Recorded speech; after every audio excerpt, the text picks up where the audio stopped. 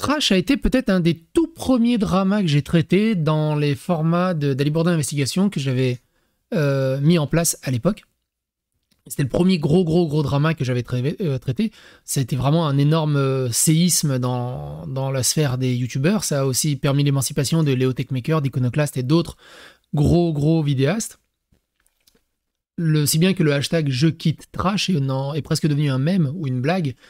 Et mine de rien, ça fait déjà 4 ans. J'ai totalement oublié, j'avais complètement oublié, je pensais absolument plus à trash, même si je sais que leur chaîne continuait d'exister. Et ce matin, je bois mon café et vraiment, mais sans prévenir, un article sur le 20 minutes. Le cofondateur de Trash, Neoxys, accusé de 2 viols. Eh ben, on va voir ça.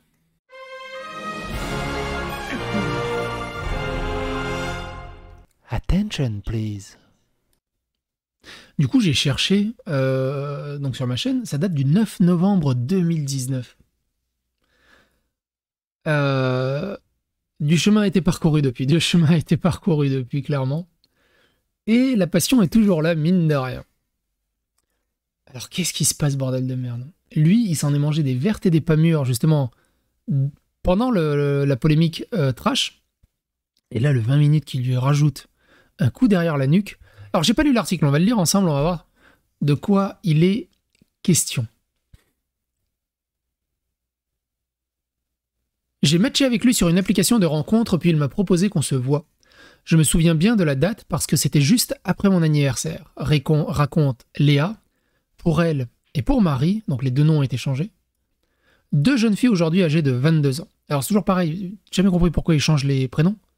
Parce que, sachant que le premier concerné, il va savoir de qui il parle. L'histoire commence de la même manière. Quelques jours après avoir fêté leur 19e anniversaire, elle rencontre le youtubeur Neoxys, alors âgé de 32 ans. Après, auprès de 20 minutes, Léa et Marie décrivent des viols similaires survenus quelques mois d'intervalle. Au cours de l'année 2020, des rapports d'abord consentis, puis basculent brusquement dans la violence. Si Marie a rapidement reconnu Neoxys, Léa n'a aucune connaissance de la notoriété du vidéaste avant de le rencontrer. De son vrai nom, Laurent Cardon, là il n'y a aucun souci pour donner les noms, vous avez remarqué, Neoxys est le leader et fondateur du collectif Trash, dont la chaîne YouTube compte 2,8 millions d'abonnés. Mais ça marche de ouf. Attends, faire une petite pause vite fait. Mais ils ont pris des abonnés en fait depuis. Ça fait longtemps, hein. Bah, depuis, c'est pas mon type de contenu de trash. Donc j'y vais très rarement. Mais ah ouais, 2,8 millions d'abonnés. Ils ont pris 1 million d'abonnés en 4 ans. Mais tais-toi! Ah oui, ils font 7 millions de vues par mois, c'est énorme. Et ils prennent toujours autant d'abonnés, hein, c'est ouf. Parce que je le regarde dans la description de mon ancienne vidéo. La mort d'une chaîne de près d'1,8 million d'abonnés fait toujours quelque chose.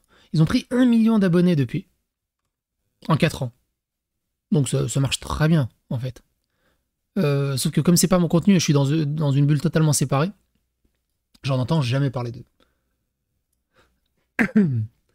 En septembre 2023, 3 ans après les faits, Léa a finalement déposé une plainte pour l'aggraver.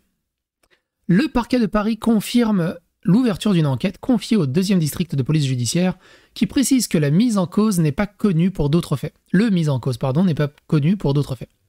Laurent Cardon, que nous avons rencontré pendant 1 heure dans les locaux de 20 minutes, conteste fermement des accusations et évoque des relations consenties. Début janvier 2020, Léa rencontre Laurent Cardon, alias Neoxys, dans un bar après des échanges en ligne. Ils enchaînent dans un second bar avant de se rendre chez lui. Il m'emmène directement dans sa douche, raconte-t-elle. Il me tourne et je me prends le mur parce que je suis éméché et que je ne tiens pas debout. Je me suis cassé une dent. Puis ils vont dans la chambre. Durant le rapport... Enfin, moi je sais pas, je me casse une dent. Durant le rapport... Donc, okay. Donc ils sont éméchés, ils se cassent une dent, mais elle a quand même envie... Enfin, je sais pas, je me casse une dent, j'ai plus envie, au bout d'un moment ça me coupe, non? Puis ils vont dans la chambre. Durant le rapport, il a commencé à me donner des claques sur le visage. Je découvre le truc, je suis un peu... Le rire, c'est aussi un système de défense. Il a une dent cassée et en plus, il lui claque le visage. Il a commencé à me donner des claques sur le visage. À un moment, il me dit que le préservatif a craqué. Il l'enlève et continue sans en remettre. Poursuit-elle. Un acte réalisé sans consentement. Même éméché comme je l'étais, je n'aurais jamais pu accepter cela, assure-t-elle. Je suis hypocondriaque et je ne prends pas de contraceptif. Elle est hypocondriaque mais elle peut se murger la gueule. Ce dernier aurait ensuite procédé à une pénétration anale par surprise. Au bout d'un moment, je crois que vous savez quoi, on va y venir à merde, je sais plus comment il s'appelle le film. Et de toute façon, ils font ça en Suède ou en Finlande, à des contrats qui stipulent est-ce que tu es consentante pour ça, signe là. Comme ça, pas de retour en arrière possible. À ce moment, je n'étais pas en mesure de bouger car j'étais sous le choc de ce qui se passait. Bah tu m'étonnes, Elton. Raconte-t-elle. Puis c'est le trou noir. C'est pas le bon mot.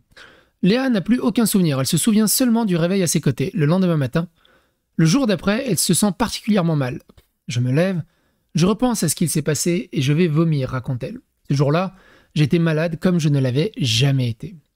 Pareil, je comprends pas ces gens qui couchent dès le premier soir, je suis tellement vieux jeu là-dessus, c'est un enfer. Néoxys surpris des accusations. 10 jours après leur premier rapport, Léa se rend chez sa gynécologue en raison de métrorragie.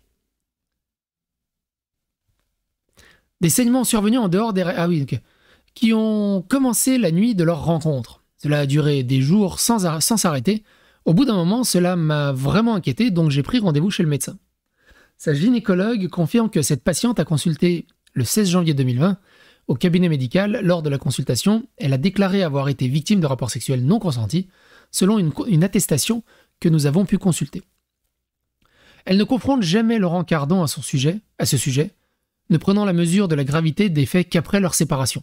Pendant 10 mois, ils entretiennent une relation avec une dynamique BDSM introduite à sa demande. Assure ce dernier. Oui, mais si elle a jamais dit non au bout d'un moment, ça a duré 10 mois. C'est ridicule, non, au bout d'un moment. Ils se rencontrent dans un bar. Elle va chez lui complètement bourrée. Elle se casse une dent. Elle est bourrée. Elle a des trucs non consentis. Elle s'est dit, tiens, si je restais avec lui pendant 10 mois. Il y a des trucs que je piche pas. Il y a des trucs... Il faut demander un peu plus d'explications aux gens au bout d'un moment.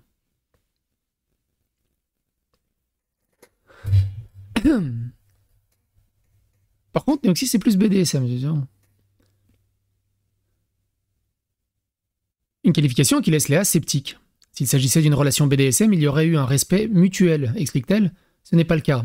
Alors, c'est pas... Alors, le respect mutuel, c'est... Alors, c'est... Franchement, tu fais une liste des valeurs dans le BDSM, le respect mutuel... Techniquement, il est hors catégorie. Parce que si t'as un respect mutuel, il n'y a plus de BDSM en fait.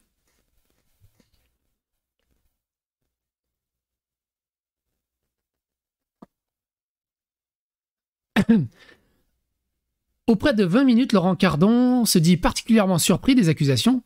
Du coup, vous pensez qu'il a une salle de jeu de son ex-petite ami. Il nie toute possibilité d'un rapport non protégé. Je me serais mis en danger moi aussi, affirme-t-il. À ce moment-là, elle était encore une inconnue. Il reconnaît néanmoins les autres actes décrits par Léa. Tous réalisés avec le consentement, voire à la demande de cette personne. Il s'attarde notamment sur la pénétration anale, qui demande de la préparation, et affirme en avoir discuté avec elle en amont. Et pourquoi on raconte tout ça dans un article de presse? Il nie également l'état d'ébriété, en fait c'est beaucoup trop détaillé, il nie également l'état d'ébriété de cette dernière. À chaque date, je me fixe la règle de ne pas dépasser un verre par personne, argue-t-il, nous fournissant une preuve, la photo du ticket du caisse du bar, qu'il a conservé depuis janvier 2020. On est allé dans un seul bar et on a bu un seul et unique cocktail. Ouais, alors il y a des nanas par contre, elles tiennent zéro. Je fais des check-ups de consentement. Quoi? En plus, j'ai fait régulièrement des check-ups de consentement avec les filles que je fréquente, assure-t-il. Dans un message envoyé à Léa, 1 mois après les faits, il écrit en effet « J'ai quand même peur de te... » Oh,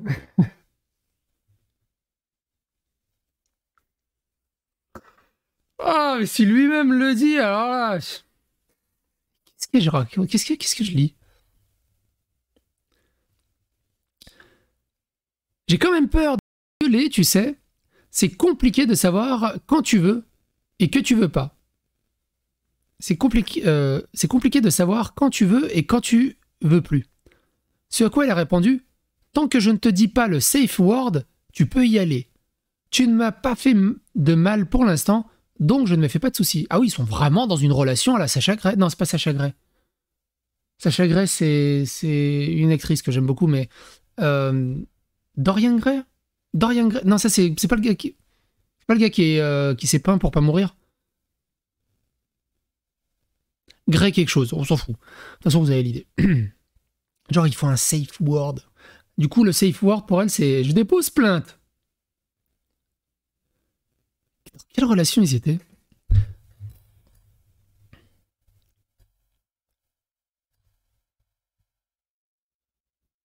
J'ai l'air tellement vieux jeu, moi, avec ma femme. J'en étais où? Cette dernière explique qu'elle était sous son emprise et dans le déni de son agression lorsqu'elle a rédigé ce message. Un propos confirmé par ses amis qui disent avoir rapidement discerné les signes d'une relation déséquilibrée. J'ai toujours eu l'impression qu'elle était un peu utilisée, qu'il y avait une emprise qui se prolongeait dans l'intimité, explique Wanda, qu'il la connaît depuis 11 ans. Mais je n'ose pas... Vous avez remarqué la différence avec le film. Hein. C'est que l'autre, quand t'es milliardaire et que tu fais des tours en hélicoptère, ça va. J'ai l'impression que c'est le problème de Neoxys.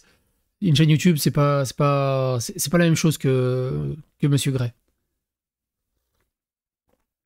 Mais je n'osais pas critiquer sa relation de peur qu'elle n'ose plus en parler à personne et qu'elle ne s'isole.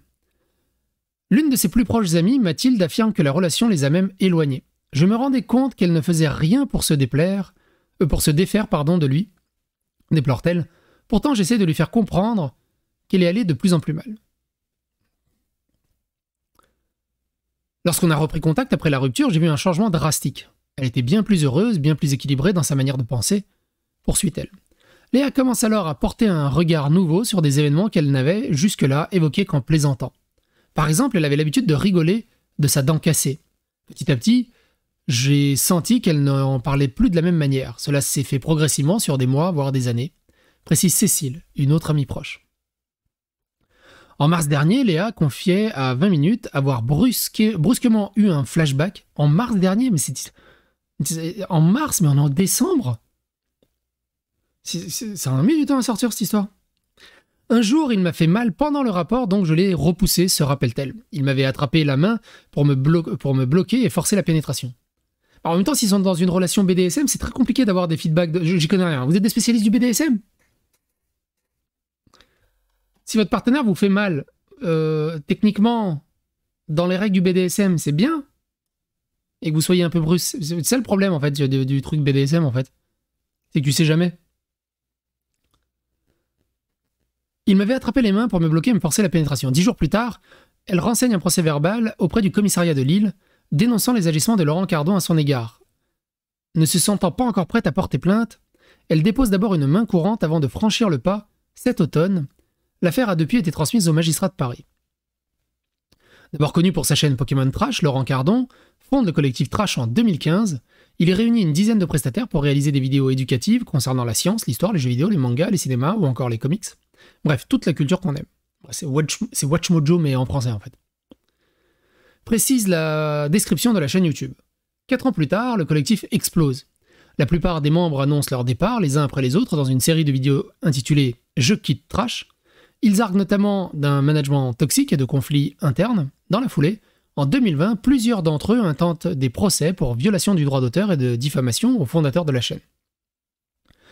Dans ce cadre, on m'a sollicité pour témoigner parce que j'ai été la première à dénoncer son comportement au travail, affirme une ex-manager du vidéaste.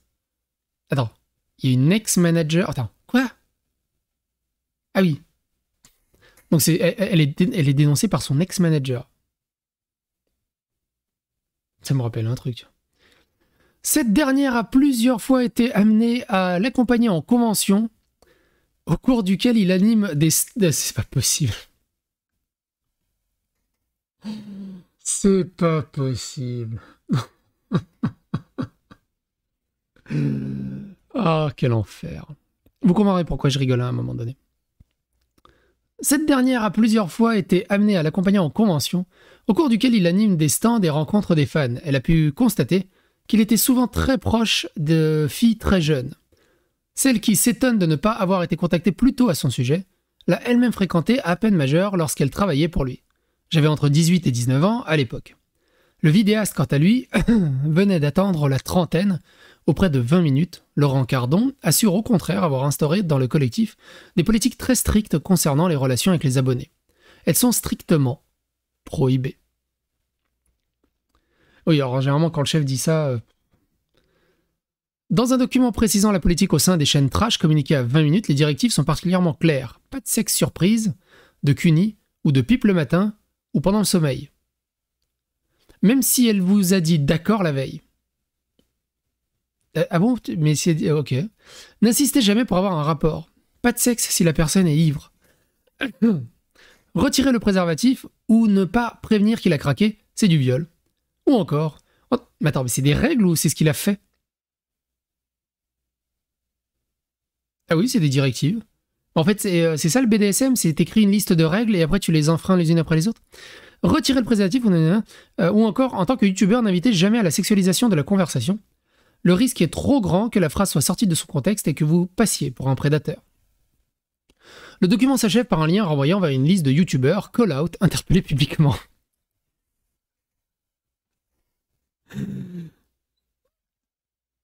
C'est pas possible. C'est pourquoi c'est dingue, hein. C'est toujours ceux qui ont le plus de choses à se reprocher qui font des listes de ce qu'il faut pas faire et ce qui est dangereux de faire et qui interdit tout, surtout aux autres. Ça, c'est le... Faut pas fumer, hein, c'est pas bien. Un abonné, une abonnée, Marie, affirme pourtant avoir été violée par le vidéaste. La jeune fille qui évoque difficilement le sujet n'a pas porté plainte de peur que les démarches judiciaires ne représentent une pression trop importante. Ça fait mal de se dire que j'ai été agressée par une personne que j'ai suivie pendant des années et qui a contribué à forger qui je suis, confie-t-elle, aux 20 minutes. Plus jeune, c'était ces vidéos que je regardais quand j'allais mal. Aujourd'hui, rien que d'y penser, j'ai envie de vomir. Début décembre 2020, quelques jours après avoir fêté mon 19e anniversaire, Marie se rend chez le youtubeur qu'elle suit depuis ses 14 ans. J'en suis ressorti avec des marques. Il m'a mis des claques et des coups dans le dos, raconte-t-elle. Il m'a demandé s'il pouvait me mettre des coups de poing. J'ai dit non.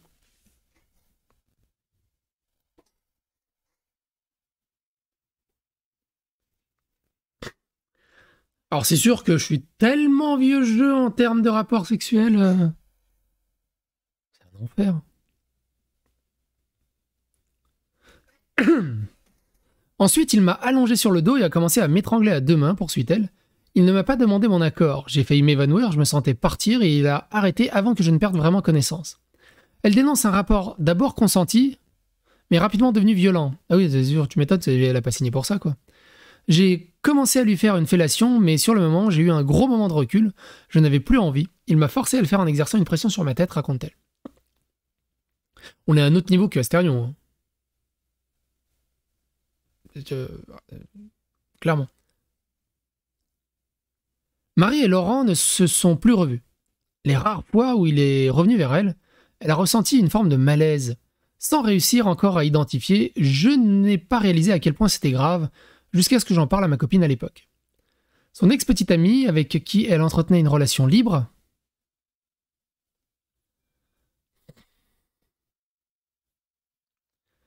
bah voyons, assure que quand elle est rentrée, Marie n'était pas vraiment dans son état normal. Elle se confie finalement quelques jours plus tard. Plus elle entrait dans les détails et plus j'étais mitigé, poursuit Louisa. Il a fallu que je lui explique de manière pédagogique que ce qu'elle me décrivait constituait viol. Cette dernière assure l'avoir vue se replier sur elle-même après cet événement. Marie m'en a parlé pendant des mois. Cela l'a beaucoup affectée. À l'évocation de ces faits, Laurent Cardon conteste vivement. Il reconnaît avoir eu un rapport sexuel avec la jeune fille, mais assure que tous les actes réalisés étaient parfaitement consentis. Comment tu consens des coups de poing? Le BDSM, c'est vraiment un enfer. Je savais qu'elle était sur Twitter et qu'elle était militante Donc j'ai fait très attention. Elle est militante en plus.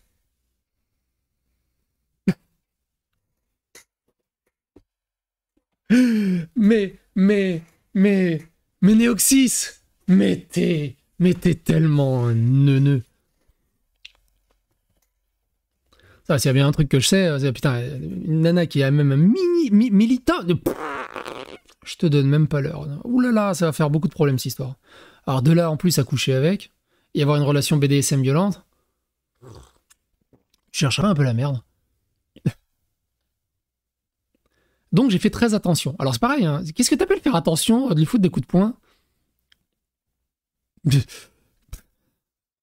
Comme toujours, mais là, d'autant plus que je connaissais les risques Priscistel, on avait même instauré un safe word. Pour lui, les coups étaient en réalité juste 3 ou 4 claques sur les fesses pour voir si elle aimait bien.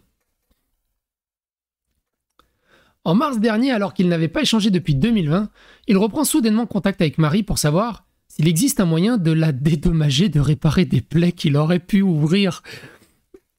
Mais ça... Alors, tu peux pas dire juste au-dessus que ça fait 3 ou 4 claques sur les fesses et derrière, si tu peux la dédommager pour des plaies qui auraient pu s'ouvrir, c'est quoi? Tu la claques avec quoi?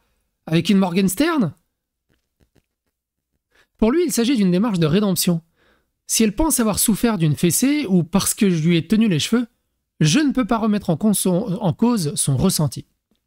Nous avons pu consulter l'enregistrement réalisé à l'insu de Laurent Cardon d'une conversation au cours de laquelle il évoque cette affaire.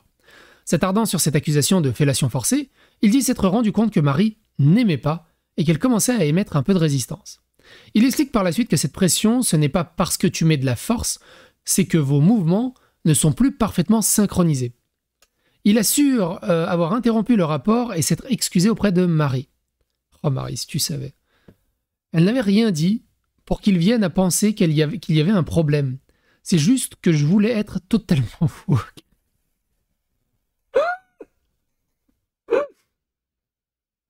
Mais quel enfer. C'est horrible. Vous voyez où ça vous mène le wokisme et le progressisme? Est-ce que vous voyez où ça vous mène le wokisme et le progressisme? Mais quel enfer!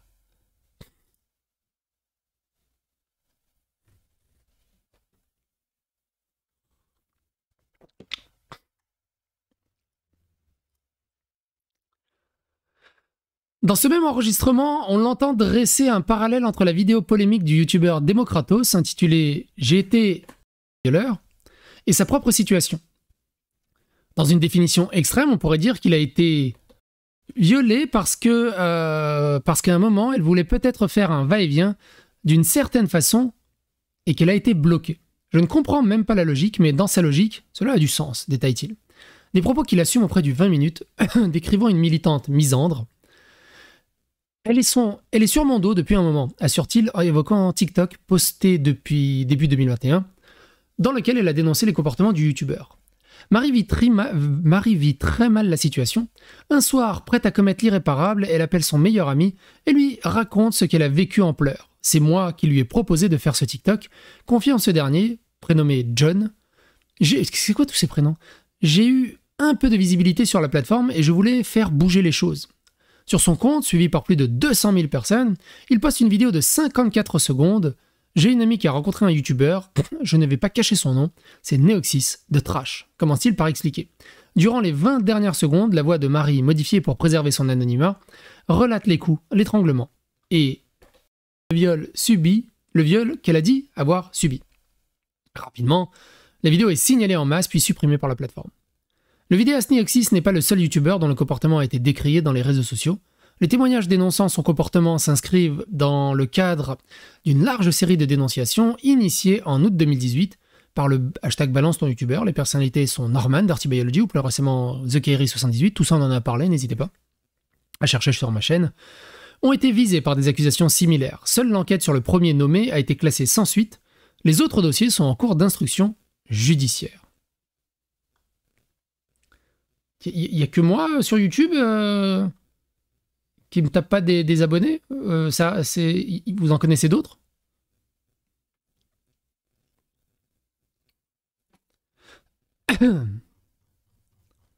Bref, n'hésitez pas à donner votre avis, votre opinion. Et bon courage à vous. Et surtout, arrêtez de sortir avec des abonnés. Vous êtes des abonnés? Arrêtez de sortir avec vos fans, avec vos idoles. Vous en aurez rien de bon.